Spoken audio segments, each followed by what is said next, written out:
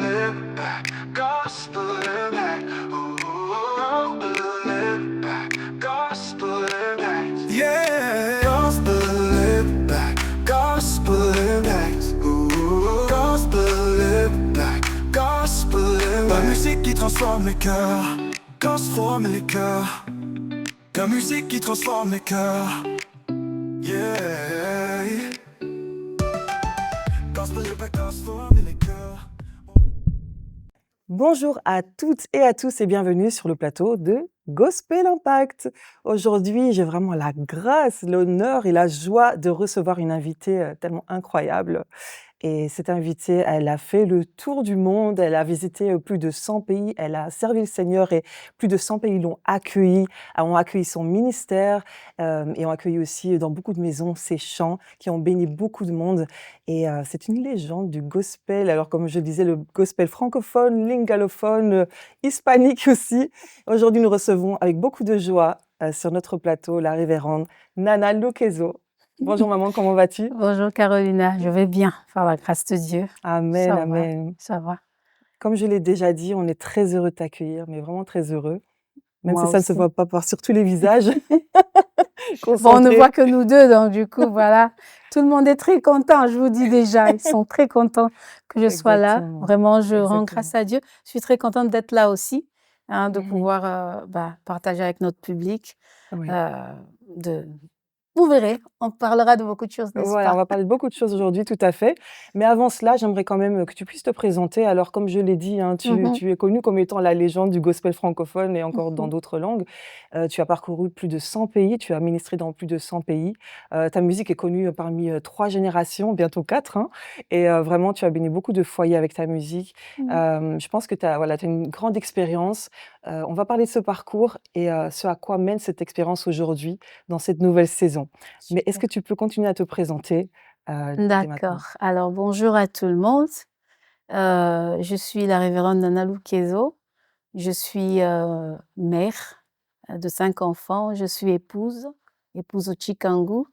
Je suis une passionnée de Dieu. Je pense que là, j'ai dit un peu mes rôles, mais je vais parler aussi de qui je suis. Je suis une femme très généreuse. Je porte un fardeau sur ma petite vie là, celle vraiment de pouvoir aider les gens autour de moi. Je pense que c'est ce qui me caractérise le plus. Et j'aime le Seigneur. J'ai particulièrement une histoire avec Dieu et comme Carolina l'a dit, j'ai fait 35 ans dans l'œuvre de Dieu en tant que chantre. Ministre de la parole, ça fait 6 ans, je pense, depuis 2019 que j'ai été, on dit comment?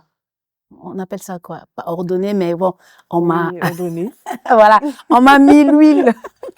Mhm. Voilà, vous allez vous habituer. Moi, je suis toujours très décontractée. J'aime pas le sérieux dans beaucoup de choses. Donc voilà, je suis une servante de Dieu et voilà, je vous aime, tout simplement. Comme ça, c'est dit.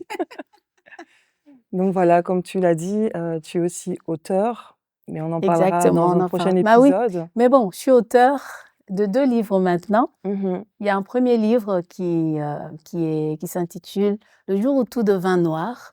Ce livre est un peu, on va dire, autobiographique, mais aussi ce livre raconte l'histoire de beaucoup d'épreuves par lesquelles je suis passée Mhm. et surtout une des plus grosses épreuves que Oui. j'ai traversées.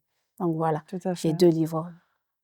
Alors, parlons d'épreuves parce que je pense que c'est aussi une base importante qui t'a rapproché davantage du Seigneur pendant Tout toutes à ces fait. années, pendant ce long désert, Mmh. en particulier celle dont tu vas nous parler dans quelques instants. Mmh. Est-ce que tu pourrais nous expliquer un peu, en quelques mots, pour ceux qui peut-être ne connaissent pas tout ton parcours, Mmh. ce par quoi tu es passé, Mmh. et également nous dire comment tu as supporté en fait toutes ces années d'attente où tu attendais Mmh. que le Seigneur fasse quelque chose, qu'il puisse Mmh. te guérir finalement Mmh. de ce par quoi tu es passé. Et D'accord. comment tu as trouvé cette force? Comment tu as trouvé aussi la force de continuer à le louer? Mmh. D'accord. Moi, je pense que j'ai vécu beaucoup d'épreuves. C'est vrai que les gens connaissent souvent plus l'épreuve la plus flagrante que tout le monde a vue, mais ma vie, je pense que je trouve que ma vie a été une succession des preuves de relèvement, des preuves de relèvement. Parce que déjà, très jeune, je reçois l'appel déjà de la part du Seigneur. Bon, c'est vrai, on dit souvent appel pour devenir pasteur et autres. Mais moi, j'ai été appelée par Dieu pour être chantre, mais pour les nations. Moi, c'est ça l'appel que j'avais reçu. Et à cette époque-là, quand je reçois cet appel, je me dis, ah, quand Dieu t'appelle de cette manière-là, ça veut dire qu'il va déployer des gros moyens, il y aura beaucoup de choses autour et tout, il y aura des grands producteurs. Et je me dis, ok, ça va. En attendant que tous ces producteurs arrivent, je me mets dans l'œuvre pour commencer déjà à servir et tout, et tout, et tout. Et puis, je me rends compte que 35 ans sont passés, il n'y a jamais eu de producteur, il n'y a jamais eu de label, mais c'est pour ça que je disais, ma vie a été un miracle parce que les promesses que Dieu avait faites, il les a accomplies. Les nations, je les ai faites sans producteur et sans label. Et ça, je tenais à le préciser, à le dire parce que beaucoup d'artistes indépendants s'inspirent de moi parce que, en fait, en réalité, les producteurs aujourd'hui, avoir un label, c'est un luxe, on peut le dire comme ça. Et s'en sortir de la manière dont je m'en suis sortie, ça a été la grâce de Dieu. S'il faut le détailler, on pourrait faire 3 émissions avec ça parce que il y a, j'ai envie de dire que il y a le côté abnégation, il y a le côté, qu'est-ce que je peux dire de ça? Non, Dieu, Dieu, Dieu a des promesses qu'il nous fait. Je vais aller ça en plus court parce que sinon je risque Tu de sais, je te m'étaler. propose d'aller en plus long. On a le temps, on le fera en 3 émissions s'il le faut. Tu peux vraiment développer ce que tu as sur le cœur Ouais. là, oui. Non, On veut comprendre. Dieu, quand il t'appelle, il te dit pas toujours par quel chemin tu vas passer. J'ai appris à me rabaisser, je veux pas dire me rabaisser, mais m'humilier, voilà. J'ai appris pendant ce parcours à m'humilier, à montrer de la vulnérabilité quand c'était nécessaire. Mais c'était l'école de Dieu. C'était l'école de Dieu et c'est comme ça que même quand on abordera un autre sujet après, je parlerai de ce que je veux transmettre maintenant parce que je dis tout le temps, pour enseigner le ministère à d'autres, il faut d'abord l'avoir vécu. Et je pense que mon destin a été tracé par Dieu de cette manière-là. Je m'étais beaucoup plaint du fait pendant mon parcours, parce que comme je le disais tout à l'heure, pendant que je progressais, moi j'attendais toujours un producteur, moi j'attendais toujours qu'un label vienne. Pendant des années? Oui, quand même. Moi j'attendais. Mais entre-temps, ce qui est bien, c'est que j'ai continué à servir quand même, tu vois. Parce que le problème souvent, c'est quoi? C'est d'être en attente et se dire j'attends quelque chose, mais qui n'arrive pas. Et après, à un moment donné, tu te dis, tu t'arrêtes mais un Dieu, peu. ben oui, mais Dieu m'avait promis, mais ça. Comment ça se fait? Donc, c'est des choses que j'ai vécues de cette manière-là et que la chose qui a été pour moi souvent une occasion de plainte, mais au fil des années, j'ai compris que c'est plutôt le plan de Dieu. Le plan de Dieu pour être une réponse pour d'autres personnes qui peut-être auront le même parcours que moi et qui ne sauront pas quelle stratégie mettre en place. Et moi, j'ai envie vraiment, parce que j'aime vraiment transmettre, j'ai envie d'aider les autres à ne pas commencer par là où moi j'ai commencé. Moi, j'ai commencé à 0. Mais si je peux, d'une manière ou d'une autre, faire en sorte que les gens commencent par là où moi je suis déjà arrivée maintenant, pour que, voilà, les choses aillent beaucoup mieux pour d'autres personnes. Donc ça, c'est déjà ça. Une des premières choses, ça c'est vraiment, on va dire, ministériellement ou carrière, si on peut le dire de cette manière-là. Juste pour revenir à ce que tu viens de dire, tu pourras donner de façon pratique justement peut-être des clés pour éviter justement de perdre peut-être trop de temps, comme plusieurs le font aujourd'hui, attendant peut-être plein de choses que Dieu a déjà placées ou bien des choses qu'il ne va pas donner spécialement ou des personnes qu'il ne va pas spécialement mettre à disposition. Donc, parce que tu dis, j'aimerais leur faire gagner du temps et je pense qu'il y a beaucoup d'artistes aujourd'hui ou des chantres et des serviteurs qui t'écoutent et ce serait vraiment bien si tu pouvais par la suite en tout cas nous donner des clés. Oui, ok. Donc, les clés que je pourrais donner pour pouvoir mieux s'en sortir quand on est artiste indépendant, par exemple, et qu'on n'a pas de label, on n'a rien autour de soi. J'avais dit, j'ai appris la vulnérabilité. Ça veut dire qu'à un moment donné, il faut pouvoir être vrai. Quand je dis être vrai, c'est dans le sens où on est arrivé à un moment donné où on a des activités qu'on peut faire, on veut faire. Nous, quand je dis nous, en fait, les gens ne comprennent pas. Nous, c'est moi et mon mari. Je travaille vraiment avec mon mari. Donc, c'est lui qui m'a vraiment beaucoup accompagnée. Pour arriver là où on est arrivé, on a dû mettre beaucoup de stratégies en place. Alors, en premier lieu, j'ai étudié le fait que Dieu m'a envoyé pour les nations. Quand on dit on m'a envoyé pour les nations, ça veut dire les nations, ce n'est pas que le Congo.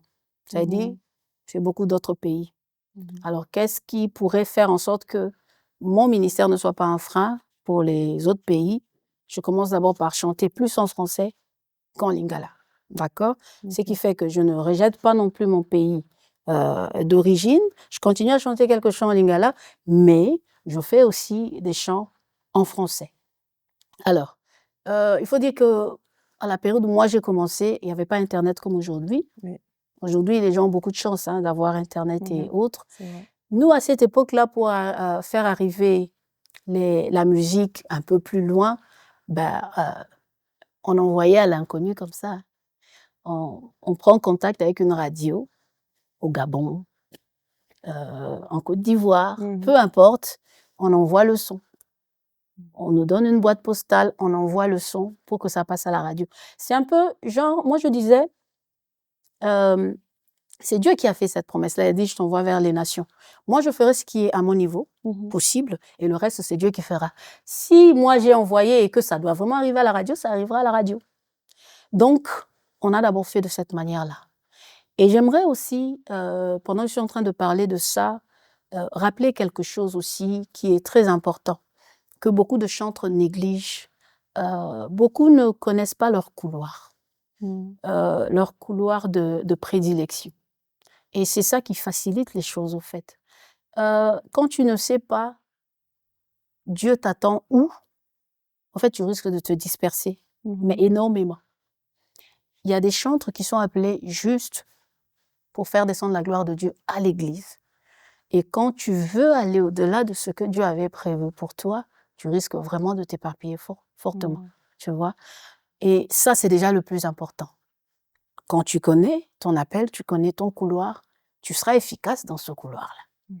Et moi, les choses se sont passées beaucoup mieux de cette manière-là parce que je savais déjà que Dieu me disait, les nations sont pour moi. Et donc, du coup, même si je jetais un peu comme si je jetais mon pain dans la mer comme ça, mais je savais qu'à un moment donné, Dieu ferait en sorte que ça puisse atteindre sa destination. D'accord?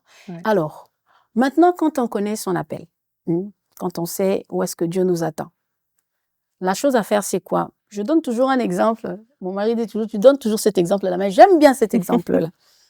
Et je dis, tu sais, quand Dieu te fait une promesse, ou tu reçois soit une prophétie, quelque chose de ce genre-là, Dieu te dit quelque chose, mais que ce soit à travers une personne ou que ce soit par un songe, Dieu dit, tu seras comme ceci. Tu atteindras ceci, tu deviendras une personnalité forte ou quelque chose de ce genre-là. Quand Dieu dit cela, en ce moment-là, tu n'es pas cette personne-là, n'est-ce pas? Mais maintenant, j'aimerais ouvrir un peu l'esprit de quelqu'un pendant que je suis en train de parler. C'est que quand Dieu te donne une prophétie ou une promesse, au fait, en réalité, ce sont des directives que Dieu te donne. Dieu te dit, je t'attends là. Maintenant, une personne avisée, une personne sage, sait que quand Dieu dit, il m'attend là, je dois commencer à me diriger vers cet endroit-là. Exactement.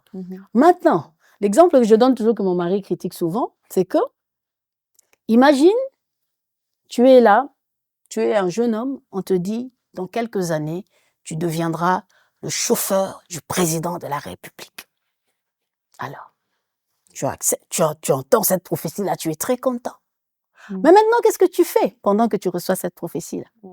Tu ne vas pas t'asseoir et attendre que la chose arrive. Parce qu'au moment où tu reçois cette prophétie-là, tu ne sais pas conduire. Tu vois? Qu'est-ce que tu fais? J'apprends à conduire. et tu te dis, on a dit, je serai le chauffeur du président de la République. Ça veut dire que pour qu'on me recrute en tant que chauffeur du président de la République, je dois être déjà un chauffeur chevronné. Mhm. Ça veut dire, je commence à m'équiper en fonction de ce que Dieu a dit que je devrais devenir. Pour que quand le moment sera là et que Dieu claque des doigts, la Mhm. chose arrive. C'est vrai. Le défaut avec nous autres, c'est que nous laissons toute la charge à Dieu. Quand on Mhm. entend quelque chose, Dieu dit, je t'envoie vers les nations, ouais, tu dis, ah ben oui, Dieu m'envoie vers les nations, ben j'attends la porte des nations. Non, en fait, tu dois non seulement commencer à aller vers cette direction-là, mais commencer à équiper, à faire, en fait, à préparer l'atmosphère, à Ça préparer. commence ici. Mhm. Exactement. Ça commence Oui. là parce qu'il y a ta part et il y a la part de Dieu. Mhm. Et c'est comme ça, beaucoup échouent aujourd'hui dans leur mission. J'ai rencontré une jeune sœur quand je suis partie à Dallas. Elle était venue, maman prie pour moi. Elle a dit, Dieu m'avait donné une promesse pour 2025. Que ceci, que cela, que cela. Je lui ai dit, ok, je vais prier pour toi, mais qu'est-ce que tu as fait entre-temps? Jusqu'à ce que 2025. Elle dit, mais j'attendais 2025 à arriver. Elle dit, oui, mais maintenant 2025 est là. Tu vas faire de Dieu un menteur. Alors que tu n'as rien mis en place en fonction de tout ce que Dieu avait dit qui devait arriver en 2025. Donc, il y a l'appel de Dieu et il y a aussi ta propre Notre part, préparation, tout à fait. voilà, et tout ce qui s'ensuit pour pouvoir réussir. Et moi, c'est ce que j'avais mis en place. Et c'est comme ça qu'en chemin, on est en train d'avancer, on fait les chansons, on envoie un peu partout. Et avec l'arrivée d'Internet, ça avait commencé à nous faciliter les choses aussi. Et on envoyait. Et comme il y avait l'appui de Dieu derrière, les choses ont pris comme elles ont pris. C'est vrai que ça nous a toujours demandé beaucoup d'efforts parce que tout ce qu'on a fait a toujours été en fonds propres. Il faut dire que la plupart des concerts que j'ai faits, la plupart ont été financés par nous-mêmes. Tous mes albums ont été financés par nous-mêmes aussi, mon mari et moi. Et donc, du coup, voilà, il faut toujours une bonne organisation autour, surtout quand tu sais que tu comprends entre-temps que Dieu veut être la seule source par laquelle voilà, il va arroser tout le monde par toi. Donc, ça veut dire qu'il n'y aura pas quelqu'un derrière qui dira « je suis le label, je suis le producteur ». Donc, il faut vraiment avoir une bonne organisation de telle sorte que, voilà, les choses se fassent bien. Voilà. Donc là, tu parles vraiment de l'aspect, voilà, Dieu a sa part, mais nous avons également notre Notre part. part. Il ne faut pas attendre, si Dieu nous donne une promesse, imaginons dans 5 ans, on ne doit pas rester assis Non. à juste attendre qu'elle arrive comme ça par je ne sais quel chemin, quelle source. Mais comme tu le dis, il faut vraiment faire un premier pas parce que ça Exactement. commence ici avec Dieu et là tout de suite en fait. Tout à Là fait. tout de suite. Ouais. Donc merci beaucoup pour cette clé très, très enrichissante et je prie vraiment que chacun puisse commencer à la mettre en pratique. Chers téléspectateurs, si c'est quelque chose que vous n'avez pas encore réalisé, j'ai envie de dire, eh bien commencez par mettre ces choses en pratique. Vous recevez une promesse, eh bien prenez déjà cette promesse comme une vérité et vous mettez les choses en place petit à petit. Ça peut être juste, voilà, comme elle l'a dit, comme maman Nana l'a dit, ça peut être juste un pas, une compétence que vous développez, une formation, voilà, faire finalement agrandir un CV pour arriver à un résultat où le jour où Dieu viendra vous dire voilà, je veux te placer, je vais t'élever. Vous avez déjà une histoire, vous avez Ouais, déjà un bagage. un bagage voilà, qui vous permet d'avancer, d'arriver à ce point plus haut où Dieu veut vous emmener. Amen. Amen, amen. Et si on parle donc de cette première partie, enfin cette première clé, j'ai envie de dire, est-ce que tu as encore une clé à nous partager ou en tout cas, est-ce que tu peux continuer Oui, bien sûr. d'exprimer ton D'accord. parcours dans ce sens? Oui, ok. Quelqu'un m'a posé une question une fois, m'a demandé, maman Nana, pourquoi tu n'as jamais eu de label? Est-ce que c'est toi qui l'as voulu ou bien les gens ne venaient pas? J'ai compris quelque chose pendant mon parcours. J'ai eu à un moment donné, je pense que c'était en 2013, j'ai eu une grosse maison de production qui voulait, je pense que c'était Sony Music ou quelque chose dans ce sens-là, qui voulait un de leurs agents qui m'avait contacté. Tu as beaucoup de talent et tout. En tout cas, ça serait bien qu'on te prenne en charge et tout et tout. Bon, moi, je me disais en ce moment-là, Dieu exauce enfin la prière parce que pendant toutes ces années et tout et tout.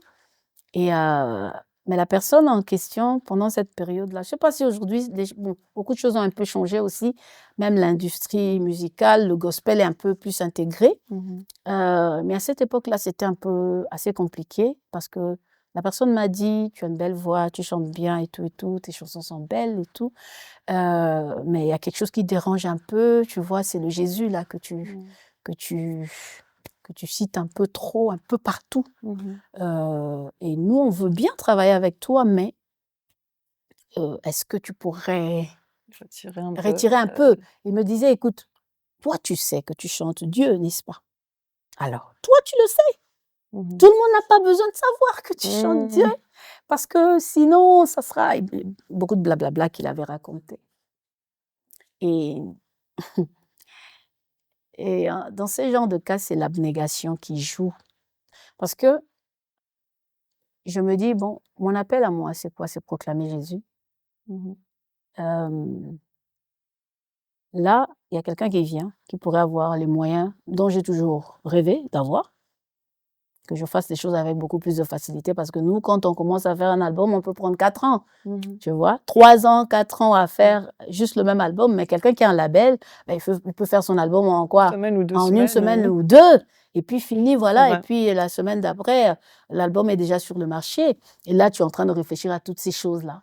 Tu dis, mais la vie sera un peu moins difficile, ça sera plus facile, parce que, voilà, je n'aurai qu'à réfléchir sur ma technique, ma ceci, cela, parce que le fait d'être, et toi-même qui réfléchis là où il faut chercher l'argent, là où il faut faire la promotion, là où faire ceci, tu te dis, quelque chose qui vient pour simplifier. Mais il y a un hic. Et c'est là que l'abnégation joue. C'est une aptitude que j'ai développée au cours de mon parcours. L'abnégation, c'est quoi? C'est vraiment renoncer à soi-même pour plaire à Dieu. Ça veut dire que renoncer même à des opportunités qui peuvent te sembler alléchantes, vraiment brillantes aux yeux du monde, mais que Dieu dit, ça, c'est pas pour toi. Et cette étape-là, j'ai failli m'entêter. Je disais, Seigneur, non, j'ai failli vraiment faire le forcing avec Dieu, dire, non, Seigneur, c'est vraiment l'occasion. Mais d'une manière ou d'une autre, Dieu m'a montré vraiment que cette histoire-là pouvait vraiment, mais alors, me dégoûter à un niveau que je ne pouvais même pas réaliser. On a dit au monsieur, bon, on va voir un peu, on peut essayer de faire quelque chose. Il dit, OK, on va faire un concert à Paris. OK, on va faire un concert à Paris. Oui, avec tes chansons, de toute façon, oui, tu as déjà ton public qui connaît tes chansons, il n'y a pas de problème. Alors, tu as dit, on a le temps, je peux raconter ça? Bien sûr, oui. Alors, on se prépare pour ce concert-là. Il m'a dit, il y aura des danseurs, et tous les danseurs se préparaient de leur côté, parce que le monsieur avait aussi une école de danse et une école de chant. Alors, il a dit, OK, voilà. Il a commencé, on a fait la promo, on a vraiment, mais c'était, donc tous les week-ends, j'étais à Paris, donc en tout cas, tout était bon. Alors, on arrive le jour du concert, on arrive à Paris, on commençait, truc, les danseurs sont en train de s'apprêter, et tout. Et puis, il vient me donner les consignes. Bon, moi qui ai déjà l'habitude de travailler à ma façon, là, tu as quelqu'un qui vient là, qui dit, bon, OK, Nana, bon, avant de monter, viens d'abord signer aussi ce document-là. J'ai signé un document pour dire que voilà, je suis d'accord avec ceci, cela. Et puis, il a dit, OK, ça va. Tu as signé, c'est bon, OK. Donc, tout ce qui se passe ici, ça ne te regarde pas. Je dis, comment ça me regarde pas? Maman, Et puis je vois les danseurs qui sont en train de se préparer, mais je dis, attends, il y a quelque chose de bizarre. il y a quelque chose qui ne va pas. Ils vont s'habiller comme ça? Je dis, oui, ils vont s'habiller comme ça. Ah là là. Je dis, ben, tu sais que c'est chrétien ce que moi je fais. Il dit, oui, mais Nana, tu as signé un contrat. Non, je te dis, Dieu, s'il veut te dégoûter de quelque chose, non, il va te le faire, mais fort. Parce que je pense que c'était vraiment l'électrochoc dont j'avais besoin. Tu as signé, Nana, n'oublie pas. Et puis, il commence à me donner les consignes, tu vois. Quand tu entres, tu fais un premier chant, tu sors, tu vas aller te changer. Les danseurs vont entrer, ils vont occuper le temps, tu te changes, tu viens, tu refais un autre chant. Et, OK, d'accord. Et donc, quand moi je pars, je me change, et quand je reviens, les danseurs aussi se changent. Et la première tenue que moi, j'étais déjà même scandalisée, c'était pas le plus scandaleux. J'ai dit: «OK». J'ai fait le premier tour, je repars et aussi une autre chose que je n'ai pas dit. On arrive le jour du concert, il y avait quasi personne dans la salle, Ah oui. avec tout le bruit qu'on avait fait. Mmh. Non, mais Dieu, non seulement voulait me tirer les oreilles, mais aussi il a Mmh mh. caché ma honte, hein, parce que Mmh. si les gens étaient là, bon, c'est vrai qu'internet n'était pas encore développé comme aujourd'hui. Oh Dieu bah, merci. et Dieu merci, Il on y a pas avait d'archives alors? Il y a pas oui, d'archives? non, il y a pas d'archives Sinon et tes c'est le spectateurs monsieur cherchent qui est là, ils là, hein. trouveront pas. Peut-être que le jour où ça va un peu péter dans sa tête, il va se dire: «Pouf, on balance ça». Mais c'était chaud, hein. Waouh! Alors, je pars me changer, les danseurs entrent, je regarde. Vous vous croisez, hein, quand toi tu Mmh. sors, ils sont en train d'entrer, tu es en train de regarder. OK. À la deuxième chanson, il y avait que quelques petits parce qu'il disait clairement: «Vous ne tu chantes, tu ne parles pas. Toi, tu Ah, viens, tu tu chantes exécutes seulement. ta chanson, tu sors, les danseurs entrent, Waouh! tu ne parles pas». Et tu devais commencer à retirer des mots, Oh, éviter de dire le mot nom de Jésus et non, cetera ou non, ça, il t'a là, pas c'était pas demandé? encore ça. Mmh. J'ai dit: «OK». Mais le truc, c'est que même le petit public qui était là, pour moi, j'avais envie de sauver un peu ma peau. Oui. Parce que oui, déjà sur le podium, pendant que j'étais là, je disais: «J'irai pas loin avec ce gars». Ça, c'est clair. J'étais déjà en train de regretter en étant sur le podium. Sur le ouais, sur le Je moment. je me suis bah, j'ai un peu enfreint les règles qu'il avait données pendant qu'on chantait. Et tu vois, il y a un peu l'interlude, musical. J'ai commencé à parler et j'ai parlé en lingala parce que je me Mmh. dis: Si je parle en français, tu vas dire: "Je t'avais dit de ne pas parler"». J'ai commencé à dire: «Chers compatriotes, pardonnez-moi de ce que vous êtes en train de voir ici. C'est vrai? J'ai signé sans comprendre». Tu Tu as imagines? dit ça sur la scène, Oui, en je disais lingala? ça sur la scène pendant que maman, le ging ging ging est en train de jouer. Moi, je suis en train de dire: Bolimbi Sanga, pardonnez-moi. S'il vous plaît, je suis votre sœur. Je t'assure, hein. On est en train de rire de ça là, mais non. Ça Je devait être sors dur. de la scène, les danseurs entrent. Et puis, j'ai dit: «Non, je pense que ça n'ira pas». J'ai dit: C'est trop». Mmh. Je pense que j'ai fait 3 chansons à ce concert-là. Mon concert le plus court. Mmh. Je suis entrée pour la 3e chanson, on a fini et quand je suis en train de sortir, Carolina, Mmh. la danseuse principale, elle devait entrer maintenant pour faire un petit numéro encore pour bon, tu vois les filles de Moulin Rouge là? Mmh. Tu vois, non? Celles qui Oui, portent oui, oui. un Le petit string? tutu là. Ah, Oui, encore pire. et puis juste un truc qui cache les Les tétons petites choses là. et puis des plumes là comme ça. Une J'ai tenue failli légère. m'évanouir. Ah! En tout cas. J'ai dit: «Elle va entrer comme ça?» Oh Il non. dit: «Lui, il n'arrêtait pas de me faire comme ça. Tu as signé». Maman, je suis partie à côté avec mes choristes. Heureusement, mon équipe, moi, j'avais mon équipe. Mmh. J'ai dit: «Venez, on va intercéder parce que là, Ouais. c'est fort». Incroyable. J'ai dit: «On commence d'abord par dire à Dieu pardon Pardon. pour tout ce qu'on a permis ici». Mmh. On a dit: «Seigneur, pardon». Et puis on a commencé à dire: «Seigneur, sors-nous de cette situation». J'imagine. Et la fille est en train de danser, danser, et puis pouf, elle s'évanouit, elle perd connaissance. Vraiment. C'est comme ça le concert a fini. On a tout arrêté. Elle a perdu connaissance, les ambulanciers sont arrivés. On a pris la fille, elle est partie, le producteur est entré, il m'a même dit: Ah! «N'entre plus dans la salle, c'est bon». Il vient, il dit: «Désolé, le concert est fini. Voilà, merci d'avoir été là» et tout et tout et tout. Incroyable. Je te dis incroyable. Mmh. Ça dit que il y a des choses où Dieu, quand lui-même il te dit comme ça, c'est pas ton terrain, Il faut pas y aller. faut pas y aller, tu vois? En tout cas, tu nous donnes des sueurs là. Je t'assure. Tu nous donnes des sueurs, Oui, mais franchement, c'est un exemple, comment te dire? Qui peut être un peu comme moi, comme dans une émission choc, mais qui est tellement édifiant parce que beaucoup de jeunes, je pense et même moins jeunes aussi, on mmh peut tous se retrouver dans cette situation où tu veux t'entêter oui, et tu as envie d'essayer ces choses-là et tu as prié pour ça pendant des années. voilà, Donc tu te dis: «Ben, écoute, c'est peut-être le le moment, moment. c'est peut-être Mais le le problème, moment». c'est quoi? C'est quand on Mmh. prie, Dieu écoute, mais le diable Oui, aussi écoute. Parce que tu oui. sais, j comment discerner que ça, c'est Dieu qui emmène et ça, c'est pas Dieu? Ça C'est veut dire ça. que quand il y a déjà des choses où tu dois un peu diluer tes valeurs, Oui, tu oui, dois oui. diluer par-ci, Ça devient mauvais. ça devient Ça devient déjà mauvais, mauvais, oui. tu vois? Oui, oui. Donc normalement, on devrait discerner directement. C'est vrai. Mais même dans la génération d'aujourd'hui, il y a beaucoup, ils se disent: «Non, c'est pas grave, je Mmh. pense que oui». En fait, ton cœur te dit quand même que ce n'est pas ça, mais tu veux Oui. t'entêter, te dire que, un peu forcer la main à Dieu, quoi, tu vois. C'est ça. Oui, oui, Et oui. moi, heureusement, c'était en 2013. En C'était en 2013. 2024, 23 là, et je serais finie. En tout cas, on rend grâce à Dieu. On rend grâce à Dieu vraiment pour finalement cette expérience. Oui. Parce que, comme tu l'as dit, hein, vous avez demandé pardon parce que Oui. vous êtes rendu compte que vous Non, n'étiez pas du tout au mais bon ça endroit au bon m'avait moment. tellement Comme quoi effrayée. c'est important de Oui, quand on est rentré, j'ai dit au monsieur, je suis désolée, ouais, on peut pas continuer. ouais.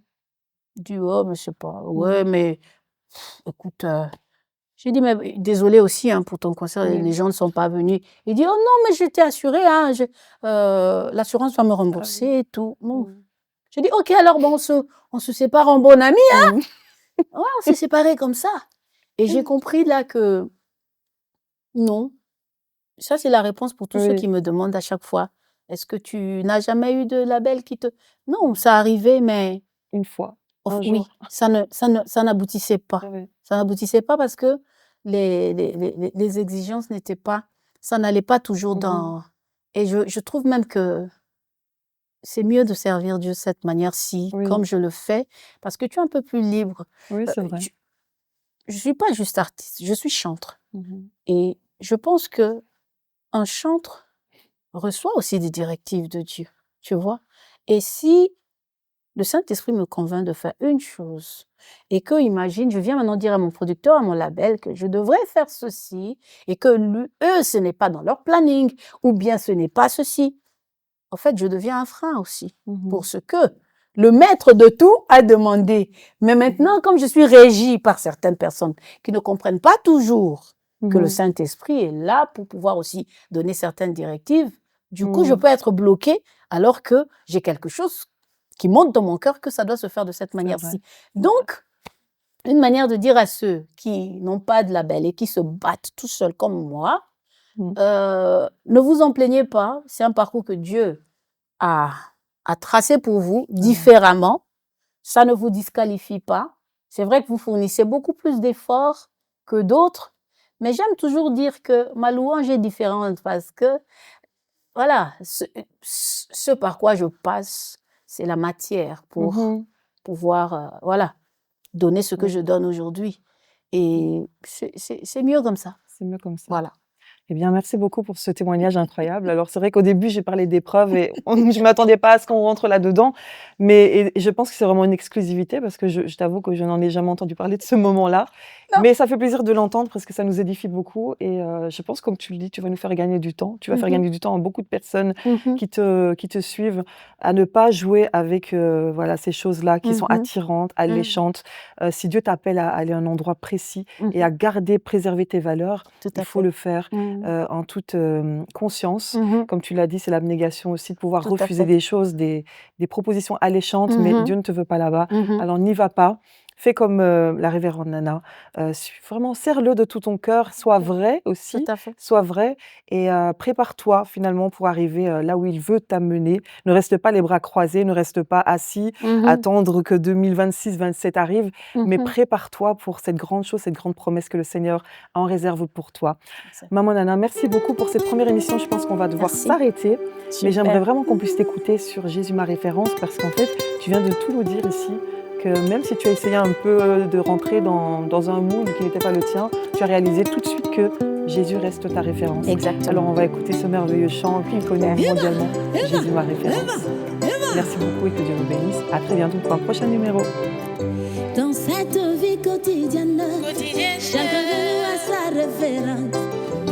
Uni dans le modèle à suivre, celui qui pour toi est infaillible. Moi j'ai choisi ma référence.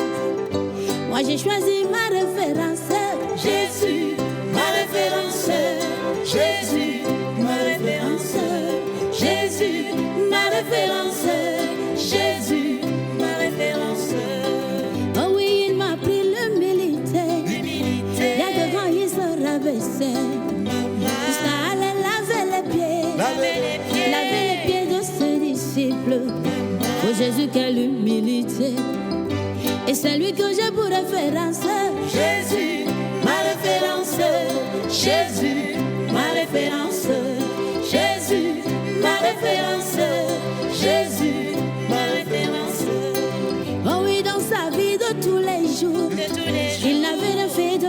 connaître. C'était un homme très puissant qui passait son temps à la prière. Seigneur, je voudrais te ressembler. Seigneur, je voudrais te ressembler. Oh Jésus, ma référence. Jésus, ma référence. Jésus, ma référence.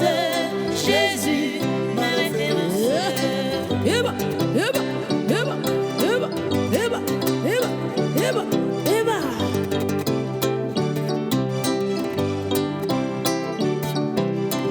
Oh oui, dans cette vie quotidienne, chacun de nous a sa référence. Unis dans le un modèle à suivre, celui qui pour toi est infaillible. Moi j'ai choisi ma référence. Moi j'ai choisi ma référence. Jésus, ma référence. Jésus, ma référence. Jésus, ma référence. Jésus, ma référence. Ah oui, il m'a pris l'humilité. Bien dedans il se rabaissait jusqu'à aller laver les pieds. Laver les pieds de ses disciples. Oh Jésus, quelle humilité. Et c'est lui que je pourrais faire Jésus, ma référence. Jésus, ma référence. Jésus, ma référence. Jésus, ma référence. Nasu avira de toda dia. Non tinha feito nada de mal e honesto. Era homem potente que passava todo o tempo na oração. Senhor, quero ficar como você. Senhor, quero ficar como você. Oh, Jésus.